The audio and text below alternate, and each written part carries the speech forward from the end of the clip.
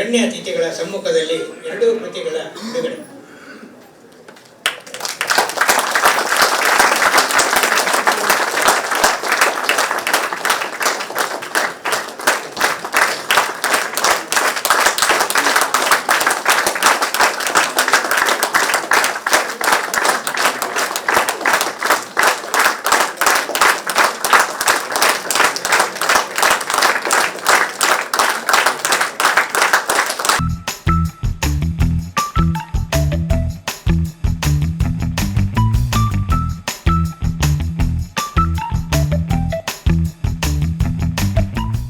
ಇವರಾಗಲಿ, ಗಣೇಶಯ್ಯ ಆಗಲಿ, ಅಥವಾ ಗಜಾನನ ಶರ್ಮಾ ಆಗಲಿ, ಅಥವಾ ವಸುಧೇಂದ್ರ ಆಗಲಿ, CP ರವಿಕುಮಾರ್ ಅನ್ನೋ ಅವರು ಒಂದು ಹಿಸ್ಟಾರಿಕಲ್ ಬರೆದಿದ್ದಾರೆ.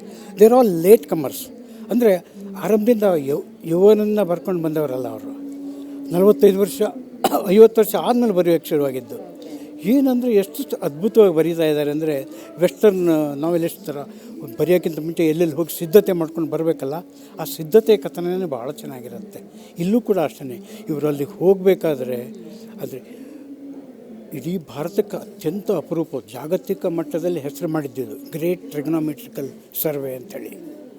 ಭಾರತವನ್ನು ಅಂಗುಲವಾಗಿ ಅಳೆದಿದ್ದಾರಲ್ಲ ಬ್ರಿಟಿಷರು 1000 ತಪ್ಪು ಮಾಡಿರ್ಬೋದು, ನಮ್ಗೆ ಅನ್ಯಾಯ ಮಾಡಿರ್ಬೋದು. ಆದರೆ ಅವ್ರು ಮಾಡಿದ ಕೆಲವೊಂದು ಇಂಪಾರ್ಟೆಂಟ್ ಕೆಲಸಗಳು, ಅದನ್ನು ನಾವು ಈಗಲೂ ಕೂಡ ಅದರ ಪ್ರಯೋಜನ ಪಡಿತಾ ಇದ್ದೀವಿ. ಆ ದೃಷ್ಟಿಯಿಂದ ಇದು ಬಹಳ ಮಹತ್ವದ್ದು ಎಕಾನಮಿ. ಅದಕ್ಕೆ ಅಂತ ಇವರು ಅಧ್ಯಯನ ಮಾಡಿ ಹಿಸ್ಟಾರಿಕಲ್, ಕನ್ನಡದಲ್ಲಿ ಇಲ್ವಲ್ಲ ಮಾಹಿತಿ ತುಂಬ ಕಮ್ಮಿ.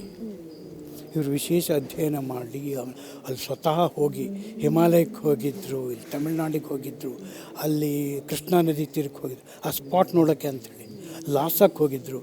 ಅಷ್ಟೆಲ್ಲ ಹೋಗಿ ಅಧ್ಯಯನ ಮಾಡೋದಿದೆಯಲ್ಲ, ಒಂದು ಯೂನಿವರ್ಸಿಟಿ ಮಾಡೋಷ್ಟು ಕೆಲಸವನ್ನು ಒಬ್ಬರು ಮಾಡಿದ್ದಾರೆ. ಆ ದೃಷ್ಟಿಯಿಂದ ಇದು ಭಾಳ ಅದ್ಭುತವಾದ ಕಾದಂಬರಿ. ನಾವೆಲ್ಲ ಕನ್ನಡಿಗರ ಹೆಮ್ಮೆಯಿಂದ ಇದು ನಮ್ಮದು ನೋಡಿ.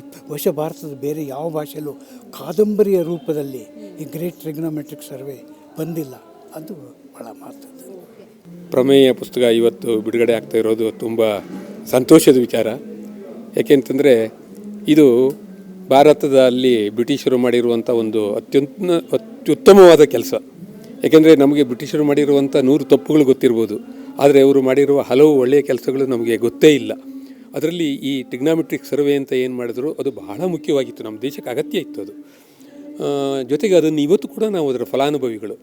ಹಾಗಾಗಿ ಅದ್ರ ಬಗ್ಗೆ ನಮ್ಮ ಜನರಿಗೆ ಇನ್ನೂ ಹೆಚ್ಚು ತಿಳುವಳಿಕೆ ಬರಲಿ ಅನ್ನೋದು ಒಂದು ಇದು. ನಾನು ಬರೆದ ತಕ್ಷಣ ಎಲ್ರಿಗೂ ತಿಳುವಳಿಕೆ ಬರುತ್ತೆ ಅಂತ ಅಲ್ದಿದ್ರು, ನಾನು ತಿಳ್ಕೊಳ್ಳೋಕ್ಕೋಸ್ಕರ ನಾನು ಪ್ರಯತ್ನ ಮಾಡಿದೆ. ಅದರ ಅವರು ಕನ್ಯಾಕುಮಾರಿಯಿಂದ ಹಿಡಿದು ಹಿಮಾಲಯದ ಆಚೆವರೆಗೂ ಮತ್ತು ಟಿಬೇಟಿನ ವರೆಗೂ ಸರ್ವೆ ಮಾಡಿರೋದು ಇದೆಯಲ್ಲ, ಅದು ಸಣ್ಣ ಕೆಲಸ ಅಲ್ಲ. ಅದು ಒಂದು ಮಹಾಯುದ್ಧದಂಥ ಕೆಲಸ. ಅದರಲ್ಲಿ 18 ಸೈನ್ಯಾಧಿಕಾರಿಗಳು ತೀರೋದ್ರು, 100 ಕಾರ್ಮಿಕರು ತೀರೋದ್ರು, 70 ವರ್ಷಗಳ ಕಾಲ ನಡೀತು ಅದು. ಅದರ ಆಧಾರವಾಗಿ ಇಟ್ಟುಕೊಂಡು ನಾನು ಒಂದು ಕಾದಂಬರಿಯ ರೂಪದಲ್ಲಿ ಬರೆದೆ. ಅದು ಯಾಕೆ ಅಂತಂದರೆ, ನೋಡಿ, ನಮಗೆ ಒಂದು ವಸ್ತುವಿನ ಕುರಿತು ಒಂದು ಪುಸ್ತಕವನ್ನು ಬರೆದ್ರೆ ಅದನ್ನು ಓದದೇ ಇರ್ಬೋದು, ಆದರೆ ಅದಕ್ಕೊಂದು ಕಥಾನಕದ ಚೌಕಟ್ಟು ಕೊಟ್ಟಾಗ ಜನಕ್ಕೆ ಅದು ಇಷ್ಟ ಆಗ್ಬೋದು ಅನ್ನೋದು ನನ್ನ ಆಶಯ. ಹಾಗಾಗಿ ಅದನ್ನು ನಾನು ಆ ಥರ ಬರೆದಿದ್ದೀನಿ. ಅದನ್ನು ನಾನು ಅದರ ಮುನ್ನುಡಿಯ ಬಗ್ಗೆ ಅಥವಾ ಇದ್ರ ಬಗ್ಗೆ ಹೇಳಿದಾಗ ಕೊಡ್ತಾ ಇರೋ ಸ್ಪಂದನೆ ನೋಡಿದಾಗ ಜನ ಅದನ್ನು ಉತ್ತಮ ರೀತಿಯಲ್ಲಿ ಸ್ವೀಕರಿಸ್ತಾ ಇದ್ದಾರೇನೋ ಅಂತ ಅನ್ನಿಸ್ತಾ ಇದೆ. ಹಾಗಾಗಿ ಇದು ನನಗೆ ತುಂಬ ಸಂತೋಷ ಕೊಡ್ತಾ ಇದೆ. ನಾನು ಆ ಕಾದಂಬರಿಯನ್ನು ಬರೆಯೋದಕ್ಕೋಸ್ಕರ ಹಿಮಾಲಯದ ಮತ್ತು ಆ ಪ್ರದೇಶ ಟಿಬೇಟಿನ ತನಕ ಎಲ್ಲ ಹೋಗಿ ಬಂದೆ. ನನಗೆ ಆ ಜಾಗಗಳಲ್ಲಿ ಎಲ್ಲ ಓಡಾಡಿದಾಗ ಅದರ ಆ ಅಗಾಧತೆ ಅರ್ಥ ಆಯಿತು ನನಗೆ.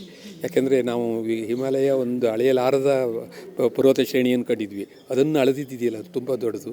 ಅಂಥದ್ದೊಂದು ವಿಷಯ ನನಗೆ ಹೊಳಿತಲ್ಲ. ಅದಕ್ಕೆ ನಾನು ನಿಜವಾಗಿಯೂ ನನಗೆ ಖುಷಿ ಆಗ್ತಾಯಿದೆ. ಜನ ಅದನ್ನು ಹೇಗೆ ಸ್ವೀಕರಿಸ್ತಾರೋ, ಅದರಲ್ಲಿ ನಿಜವಾದ ಗಟ್ಟಿ ಬೀಜ ಆಗಿದ್ದರೆ ಅದು ಮೊಳಕೆ ಹೊಡೆದು ಚಿಗುರುತ್ತೆ, ಅದು ಜನಕ್ಕೆ ಬಿಟ್ಟಿದ್ದು. ಆದರೆ ನನಗಂತೂ ಅದರ ಬರವಣಿಗೆಯಲ್ಲಿ ತುಂಬ ಖುಷಿ ಕೊಟ್ಟಿರುವಂಥ ಒಂದು ವಿಚಾರ ಅದು.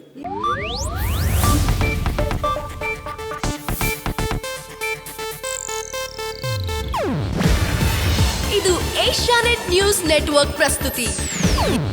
ನೀವು ನೋಡ್ತಿದ್ದೀರಾ ಏಷ್ಯಾನೆಟ್ ಸುವರ್ಣ ನ್ಯೂಸ್.